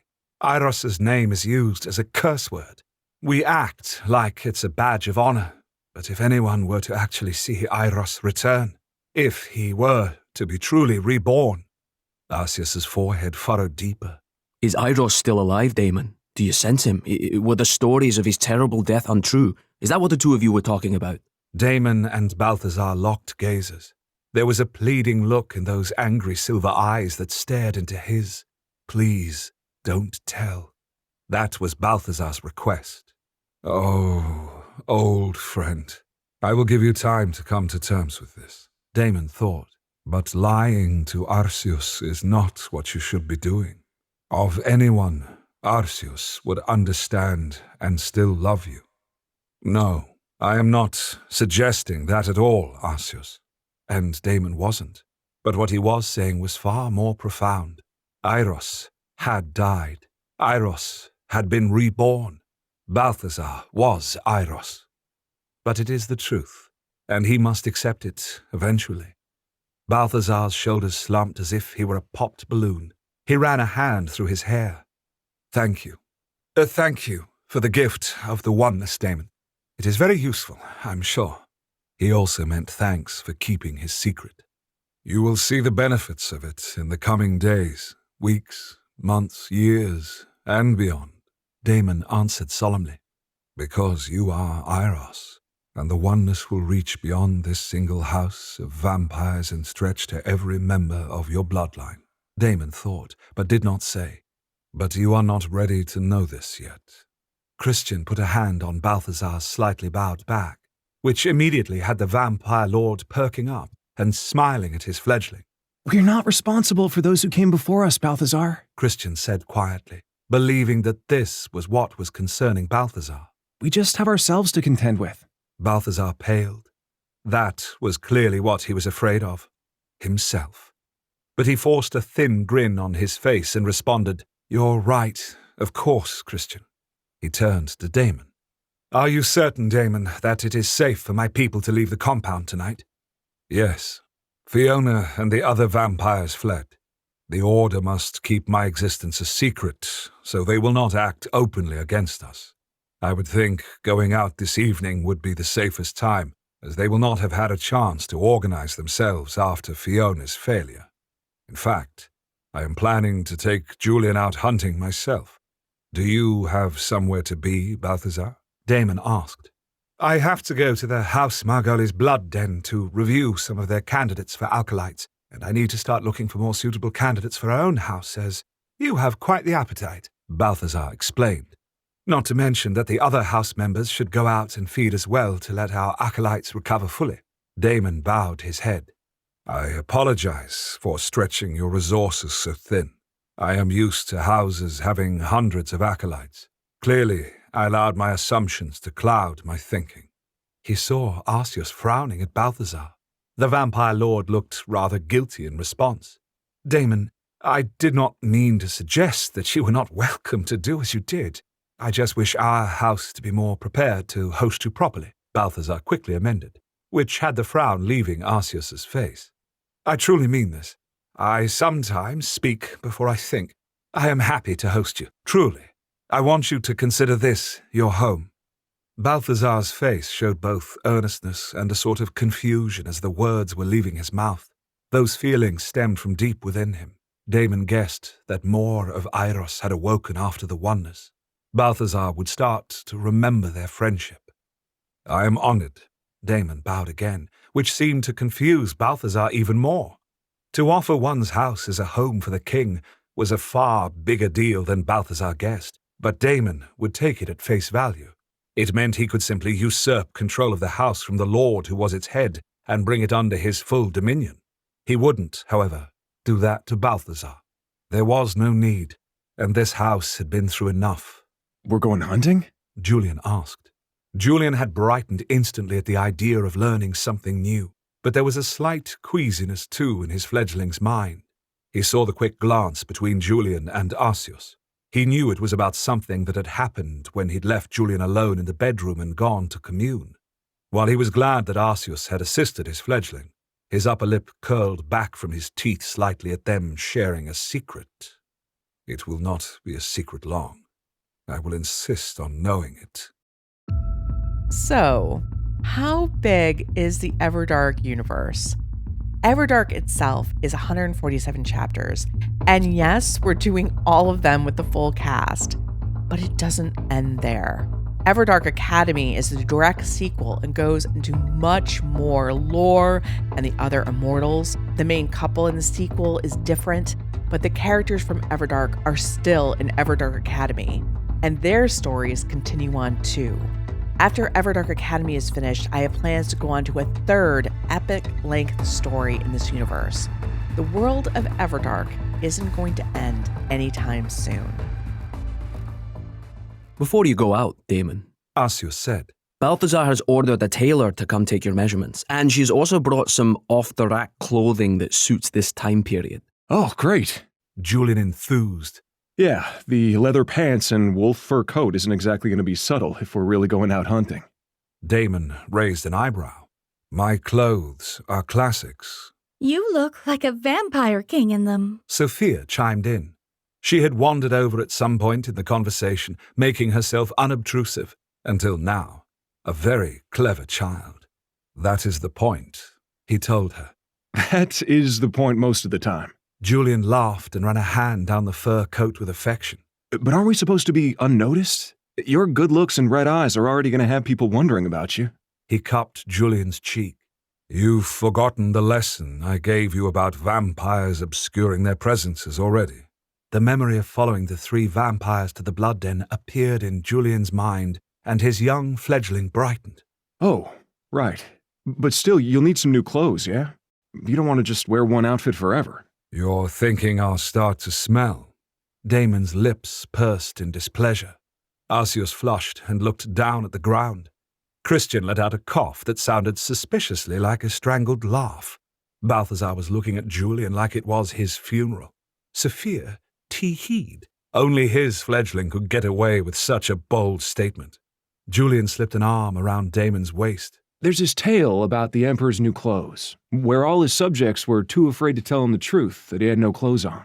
I thought this was about me getting new clothes, Damon pointed out. The moral of the story is that the Emperor was put in an embarrassing situation because the people around him wouldn't tell him the hard truths. Julian explained, not looking worried at all that he would have a bad reaction. As your fledgling, I feel it is my duty to tell you the truth, which means you need new clothes, so you don't smell bad. Damon considered this, and then he nodded. I agree. In the past, Eiros and Seer were my truth-tellers. I will let you be one as well. Balthazar stilled a little and stared at the ground overly long. Sophia's smile grew wider, and she then extended a hand to him. The tailor's just arrived. The three of us can go see her together. I need some new clothes, too, and Lord Balthazar has so kindly agreed to buy some for me, she said, casting a loving glance at Balthazar, who had agreed to no such thing. Or, at least, he hadn't been asked, but if he had been, he'd likely have said yes. For his part, the vampire lord gave her a dry smile. Of course, Sophia. I am happy to take care of all your needs as our newest member of House Ravenscroft. You're so thoughtful, as always. She beamed at him. Arceus's bushy beard did not quite hide the laughing smile on his face at that exchange, but then he grew somber. I'm going to go venture out myself. I still have contacts in the Order. Maybe I can find out how much is known or suspected about Damon. That she's rabbited, but she'll seek you out. Balthazar's expression was curious as he said this. It was a mixture of exasperation in his bunched eyebrows and affection for Arceus in the faint smile. If she does come to me, that would be a good thing, Balthazar. She is devout. Whatever other loyalties she may have, having seen Damon, well, I think she'll be reachable, Arceus said. Balthazar shook his head. You need to be careful with her, Arceus. Don't let your fondness for her blind you to the fact that she's under Caemorn's thumb. She would never harm me. Arceus shook his shaggy head. I'd rather you not give her the chance. If she hasn't gone to Caemorn, then perhaps it should be ensured that she never does, Balthazar said with a certain modicum of reluctance. But Damon saw Eiros's cold, practical sense peeking through too. Arceus reared back. Balthazar, we cannot stoop to their level. If we strike first, then we are in the wrong. Even if your cause is just, doing an evil act will taint it forever. Balthazar shook his head. I'm worried about keeping us safe, Arceus. If you don't think the Order will murder us all, there is no need to take any such action, Damon smoothly interjected.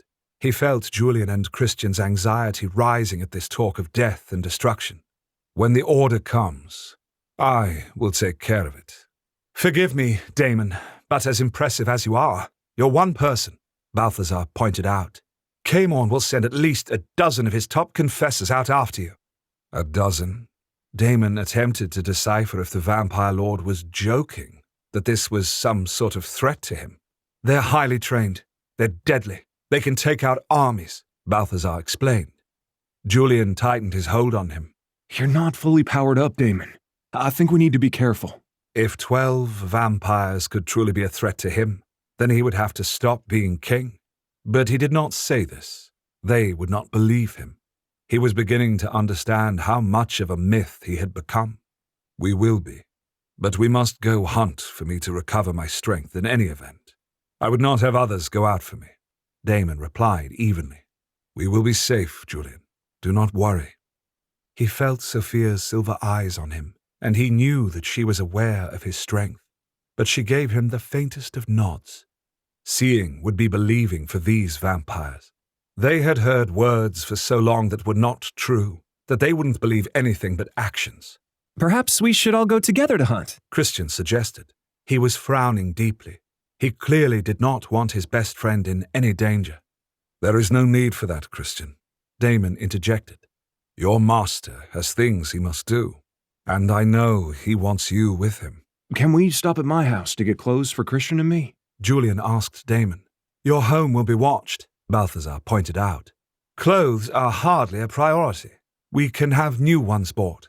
But our cameras and computers are there too. Julian's nostrils flared with anger at those who were keeping him from his home. We have a business to run. We need to figure out what we're going to do with that. And it's our house, damn it. Nobody's going to frighten us away from it. None will see us enter or leave, Balthazar. Do not worry about that. Damon tucked a stray curl behind Julian's ear. And you shall have your home back, Julian. I swear that. Balthazar still looked unconvinced, but seeing as he wasn't going to get them to do otherwise, finally said, All right, but all of you be careful. I'm going to have a confab with the house now. Sophia, you're excused from this. Please take care of Damon and Julian with the tailor. She bobbed her head and did a sort of curtsy, which had Balthazar smiling. Oh, and Julian, there will be cell phones available for you and Damon before you go as well, with everyone's numbers programmed in. Keep in contact, he instructed. Will do, Julian assured him. Damon did not know what these cell phones were, but he would let Julian have one if necessary. He knew he had much to learn already. He did not reel with the thought of all the knowledge he had to absorb, but reveled in it. It had been so long since there had been anything new for him to know. Now there was a whole world of things.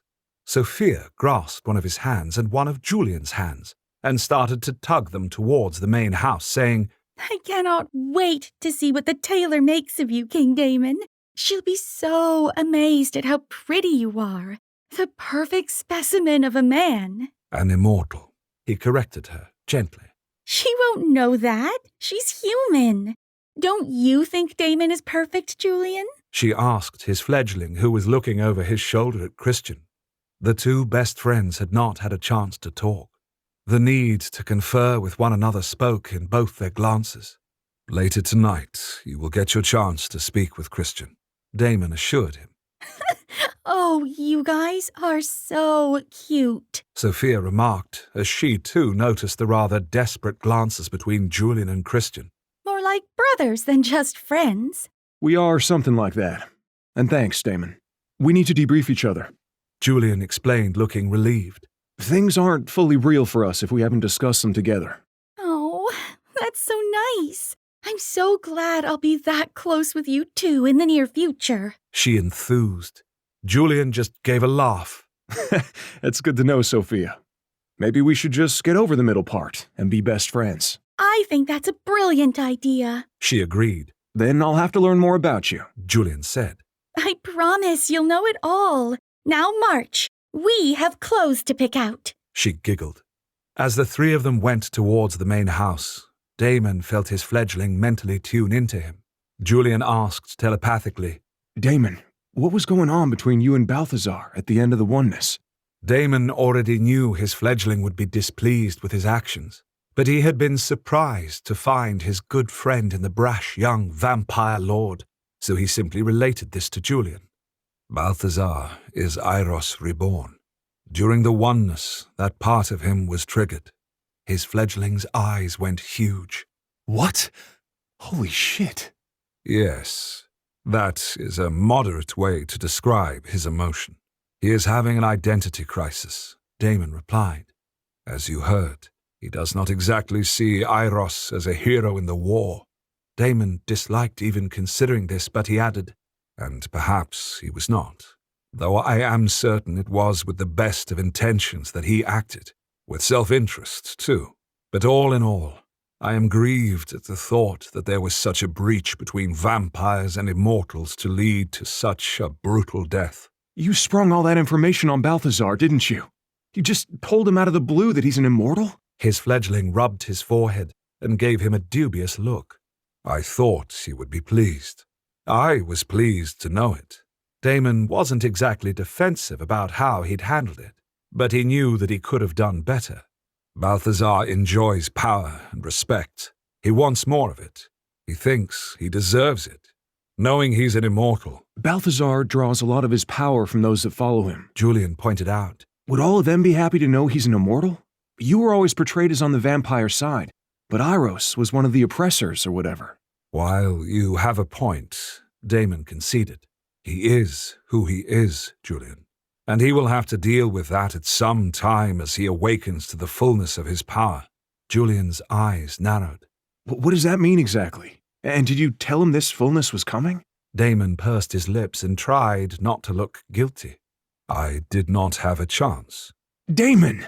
Julian sounded outraged. There is still time to tell him yet. Just not tonight. He has had enough to take in this evening, Damon told him. But you will tell him, right? You'll prepare him for it? Julian carefully studied his face. I will. At that moment, they had passed into the main house and through it to a parlor. A woman with dark hair in 2 braids on either side of a hawk-like face had just come through the front doors. She took in Damon in one head-to-toe glance, her thick black eyebrows arched up. Oh, I see that I will be dressing a god tonight, she said, her voice deep and almost masculine. Shit. I should have had you put on pants. Julian put a hand on his forehead in embarrassment. On the contrary, I think this tailor understands her job perfectly well. Damon grinned. Let us be clothed in new garments and go out into the night. Join us next time for episode 29, Power of Revenge.